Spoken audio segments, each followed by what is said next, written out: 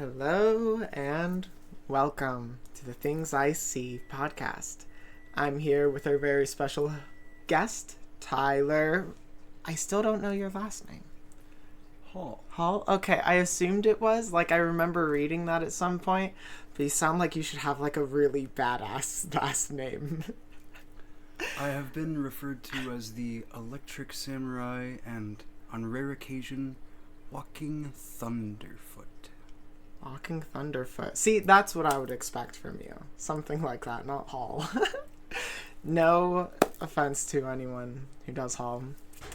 Anyways, thank you for joining me and Tyler Hall. Today we are going to be talking about altars and how altars help you change and form your reality, how important they are. I'm going to talk a bit about praying and all of that stuff.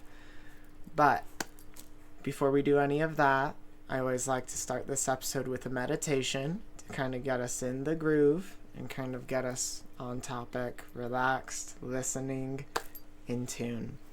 So, I want you to close your eyes.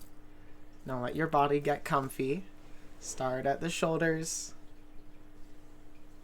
Then go up to your neck. Allow that to kind of sink in a bit. The chest. The abdomen. We're gonna collect our awareness around our chest,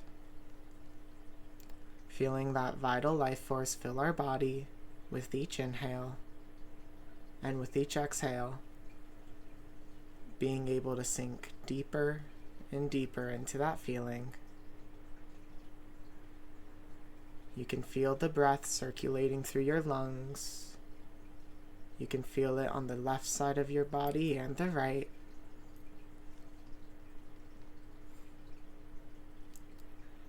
As you feel that rhythm of breath, inhale, exhale, left and right, that perfect circulation,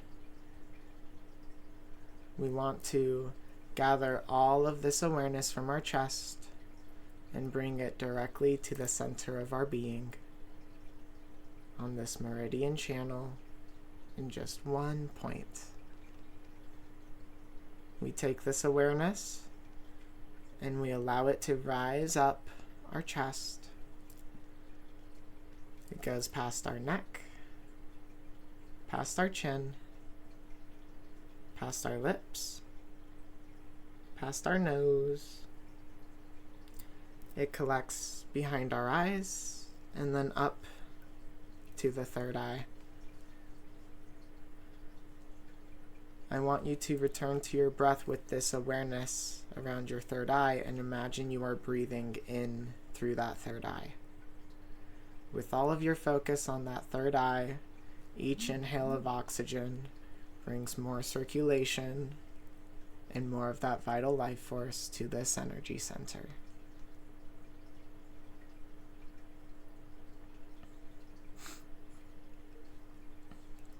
And as we breathe light and life and breath into this third eye, we want to allow our awareness to move out a bit and open up a mental space for us to work in.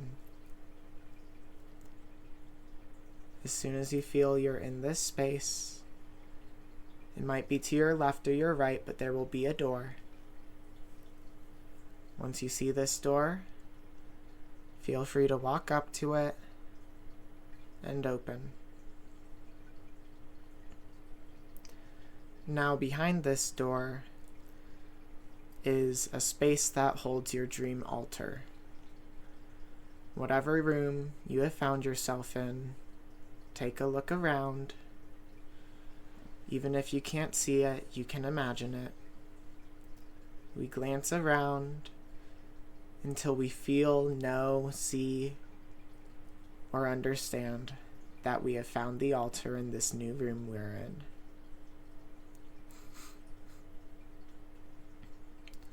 This is your chance to now take a good look at the altar.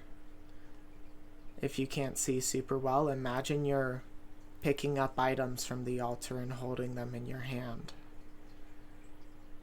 If you feel a crystal in your hand, what do you see? What do you feel it is? Is there a cloth on this altar? Or is it wood? Or is it stone? Do you keep sage there, Palo Santo, or anything else?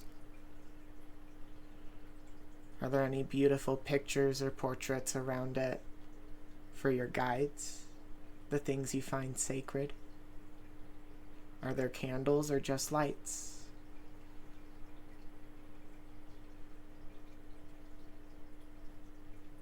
This altar that we've discovered in our mind, in this room and behind that door, is an outlook into what we need in our altar. Pay close attention to the color of the gems on it, the feeling of them. Is this something I need to put on my altar, and why? As we allow our intuition to flow, we can get in touch with exactly that as we explore this highest altar.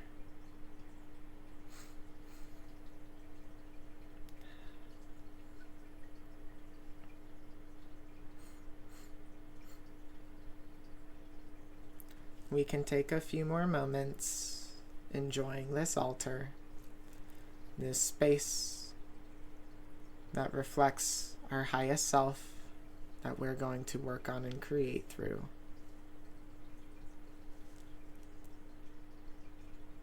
But when you're ready, we're going to find that door that we originally entered through. And we're going to walk back out of it to bring this information with us into the real world to create that real change. I'm going to count up from 0 to 5 to help this process along. Starting at 0, we take this experience with us. We remember what that altar was as we come up and out. And 1, we feel our muscles. 2, we feel our breath. 3, we remember the space we're in. 4, we allow our body to start moving, kind of getting out of it. And then 5, open your eyes and wide awake.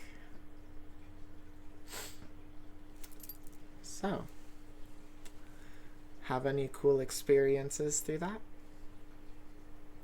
Yes, I'm recalling an altar I prayed at recently during a summer job. And my job maybe wasn't in the highest alignment with how I sought to live my life. So my altar was my escape, or my checkpoint, my check-in, my way of returning to divinity, to my sacredness in turbulence. Yeah. No, absolutely. One of my favorite things is having an altar in my room, because even if my room is too chaotic, I can just walk over to my altar and it's like, oh, I know who I am. What am I thinking about? It's such a reflection of my purpose and who I am. You know, it's so expressive. Altars are awesome because you got to do whatever the fuck you want. There isn't really constraints on it. There's just, you know, purpose, symbolism, energy behind things we want on it. But, you know, put flowers on. I put flowers on mine all the time. Only when they're in season, of course. But, you know, just switch it around. I love that shit. It's always evolving, always changing. So you gotta, like, make it pretty just to make it pretty. Just, you know, do it up. Absolutely. Yeah. So, do you usually use altar cloths? Yes. Yes. Awesome. I have failed. It's almost interesting. I wonder if I'm not supposed to use altar cloths, because I've just always had a perfect wood surface as an altar, but I keep not putting like a pashmina over it. I don't know. I'm very conscious of metals or plastics. Things like wood are very exceptional for holding a vibrational space. Absolutely. It really feels like it connects everything on my altar. It builds like a circuit between it all. Like some kind of just like it all flows in a perfect pattern. It feels very connected. While I've noticed possibly on cloth, I'll rearrange it 50 times, never satisfied. I don't know why. I'm never satisfied with it. I like to use stones. For example, going to a new area, I will venture out into the land and collect natural resources. Great big water stones are very beautiful. I will sometimes put them in arrangements, and I'll put a piece of quartz here. I'll burn my Palo Santo on a great big round stone, or say if I'm working with tourmaline and I want to take some negativity out, a big heavy igneous rock is really good, and I kind of have that all centerfold, and it's really beautiful for connecting with the land. Oh, absolutely. Especially if that land has like different. I mean, all land has different rock. What am I saying? Yeah. That's ocean cool. Sand, abalone shells with ocean sand. When I was a kid, I want to know if you had this experience too. It's like every time I would find a flat rock or like one that like looked flat, I would get like way stoked about it. And I like through my entire travels, I would hunt for those rocks so I could build my altar out in spaces, just like what I had in me in my bag. And it's so funny because ever since I was a kid, those rocks just like were the coolest shit. Was that just me looking for the flat rocks? Like just the perfectly flat rocks, and they'll maybe have like a shelf. So it's like a 2-shelf rock, and it's like altar magic. It makes it feel so cool to find things in nature that suit my preferences and needs, if that makes sense. Like there's so much of every type of thing in nature. Whatever you think is cool, you're gonna find in nature, and it's gonna be cool. I like my flat square rocks. I like small round rocks, and then I like great big oval rocks with the trend also in the larger stones of flatness. It's good for, I didn't have a shell or anywhere I could burn my sage. I had a great big stone. I would burn Palo Santo and sage on there every day, and it felt good to give that energy to that stone that I took from the land. Is this from the altar up at your summer job? Yes. Okay. After you finish that, I'd love to hear even more details about it. Yeah. So I took a summer job, and I was very busy, and my free time was spent praying and meditating. And I collected stones from the local area. I would go on kayak trips out into the middle of the lake to an island. I would hike up, and I would say, this is the rock that I want. And I would take it all the way back, and it would be a whole day adventure. And I would get home, and I would set up my altar, and I would have my stones here, fluorite and shungite, maybe a bit of rose quartz as well. And I would set this arrangement in a way intuitively that felt comfortable to me, that felt like a home space.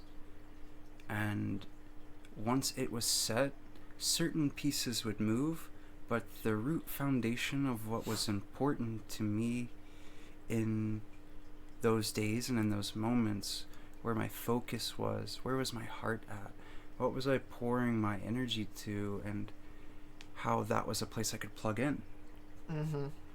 I would leave my altar, and life was chaos and destruction, and it was bad. Yeah.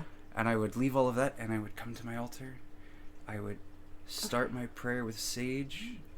I would sit down and in my meditation, and the altar was always forefront, and it was my grounding space, kind of like hitting a save point in a video game or something.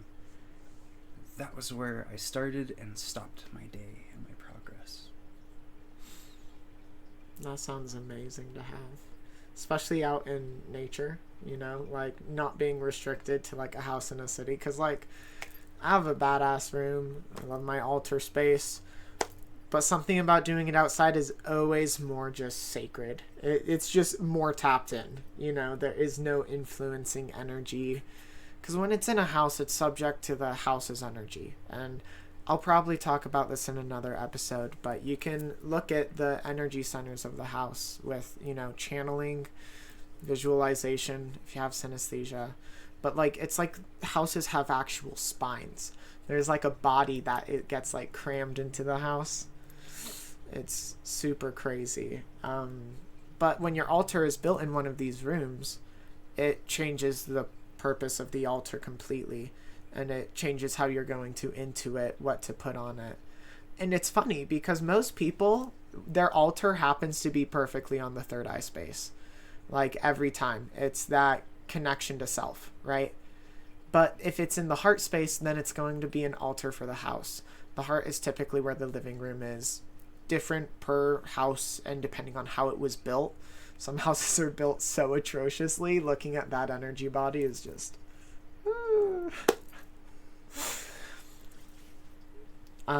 yeah, so, and then like kitchen is going to be that navel kind of to solar plexus area, you know, dining room, kitchen. So, you know, you don't want to put an altar in those. I don't think. I mean, maybe healthy food, make it all medicine with an altar.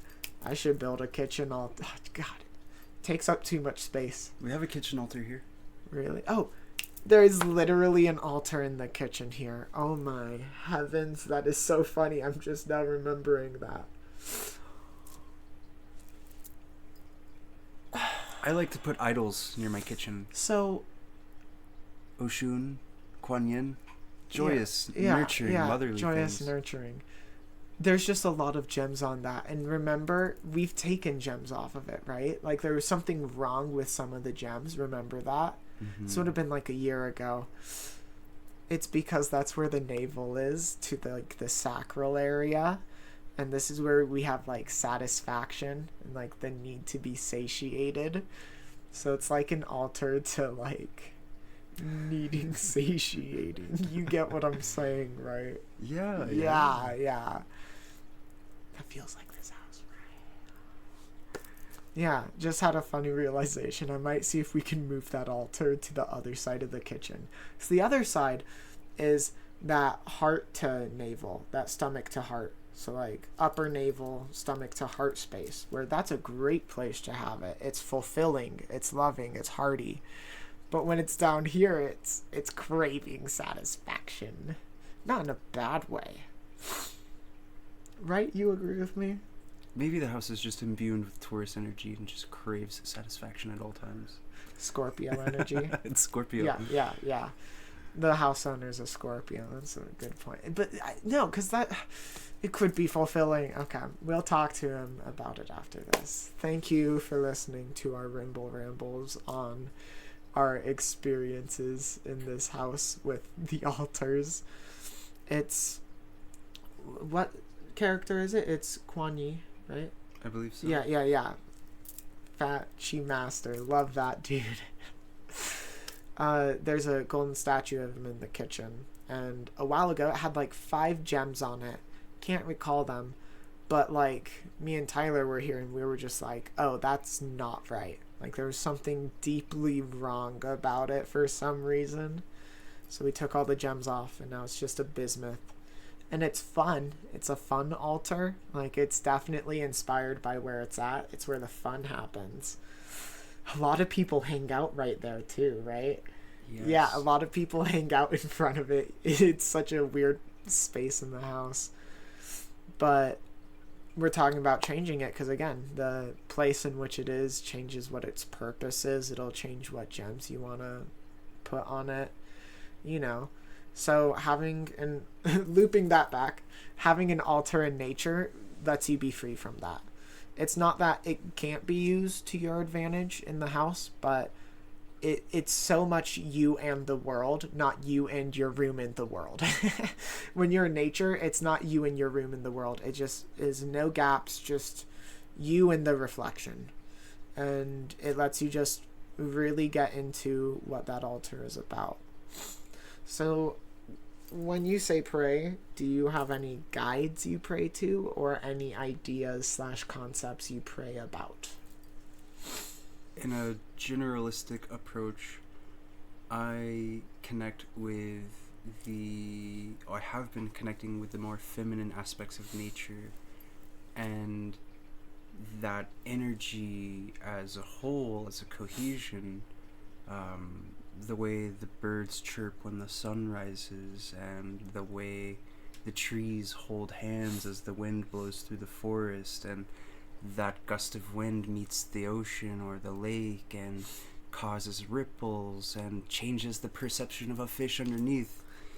And I let that feeling of gentle flow of everything just being and allowing to be, and I sit in stillness in that, and I let that energy course through me to bring not only a deeper connection with it, with the energy of nature, but also that peace and that will of creation, that strength. It's a beautiful practice. Absolutely. And hear me out, I was raised Mormon. I get the yikes behind even just the word prayer for some people. I fully understand that, but you're never going to like it by not making it your own, right? That's always going to be something you don't like in this world until you choose to like it by making it your own and putting it to good use. And, you know, I've prayed to guides. They love it. They eat it up. Hear me out. It's a respect thing, you know? I work with Metatron oftentimes, not as much as I used to, but I also work with Sekhmet, and wonderful, beautiful interactions with both of them. But, you know, you really have to build the right altar for them too, if you want to like go ham on like the praying. So yeah, you can do it for guides. It works great, especially if you have portraits of them. Oh, awesome. You know, it's part of building that kind of healthy guide relationship. But when it's not to a guide, it's not to a person, it's just to the universe and thus myself, it's a manifesting prayer. I have 2 prayers I like to do a lot. Well, 3. One is a prayer for gratitude, a prayer for love, and a prayer for play. And if you look on my channel, there's a 3 of Cups meditation based on an alchemic idea that there's 3 cups here. In the mind, we have that mindfulness. This is where we have gratitude. Once we can find that overflowing, abundant gratitude, then it goes into the cup of love and allows that to overflow. We can't have an overflowing cup of love if we're not grateful. Like, it's one of the key vibrations of becoming more love. And then down from love, it goes to that sacral, the play, the getting out, the having fun. And the prayer for play for me is dancing. And dancing is so sacred. Oh my goodness. Especially if you dance for your guides. You don't have to be a good dancer to dance for your guides. Just dance to your guides. Shake your ass for your guides. Do it all. That booty moving. Oh, they love it. They love all forms of dance, including shaking your ass. They really like that. Just be on top of it. Be it about it. Be it, you know. Yeah. So, I gave Tyler the task of creating an altar tonight. He's traveling around a bit, so it's not like something he has at his home, but he promised me he's going to make a really cool altar and send a picture. So I'm going to put that on the screen, like right here in between us, somewhere like that. And I'll be posting it to my Instagram, so go feel free to check that out. I guess to kind of wrap up a few things, especially on the topic of praying, make it your own. It doesn't have to, if you feel you need to take your power back in prayer, don't do it about a guide or a higher source. Do it for love, gratitude, play, abundance. Just do prayers for what you think a good life would entail. Every type of reality exists within this one world. There's just so many people and so many communities doing so many things. Whatever you're looking for, it's out there. It's there. And if you pray, you will get there faster. You will be more grateful for what you have. You will be more loving towards it. And then you will be able to continue forward and dance through it to your next destiny, your next location. Prayer is something I do about every day. And I can't suggest it enough, where especially if you have a bad relationship with it, fix that relationship. I'm very much about the therapy of befriending everything inside of you. And that includes all your relationships with all your beliefs, your relationships with fear, pain. They're all friends. None of them are there to hurt us, it's just the world hurts. They're helping us. And when we love them, we love ourselves just a bit more. And we're capable of being a lot more compassionate about pain and really understand it to a degree the person in pain might not fully know. But being able to guide them through that, understand it, and work with it, it's all about befriending every part of you. So befriend the part of you that needs prayer, because a part of you needs prayer. So pray. Alrighty. Well, please in the comments let me know how your meditation was, if you were able to sit with it. If you were driving, totally understand. But I love to hear the experiences. When one person shares it, other people share it, and we all realize that there's a lot of connections between us all. We all have the ability to see and imagine. We all have the ability to do great things with that. And this is what that podcast is about, putting forth cool ideas and all of that. Last question. Just intuitively, what is a gem you are going to suggest to people to put on their altars? And of course we did the visual, whatever you see, put that on. But throw out something totally intuitive. Selenite, boom, that's a good one. There's some orange selenite over here, wicked sick. Selenite's I think honestly I'd put selenite on any altar, so that was a great intuitive thing. Right, I put it on just about any altar. It's great. It works in conjunction with all the other energies. Oh yeah, I've never seen it compete. I have seen it get weird on its own though. This one got sassy with me. This selenite got sassy with me. I wasn't able to put it on for 2 months. It just was no, I don't want to be in your room. And it had me put it in the bathroom. And then I put it, after a month, I'm like, are you sure you want to be in the bathroom? And then it was no. So I put it in my jewelry box, which it gave the okay for. Then a month later, I'm like, do you want to be in my jewelry box? And they're like, no. So this selenite and I have had a relationship already. I love it, though. Selenite's great.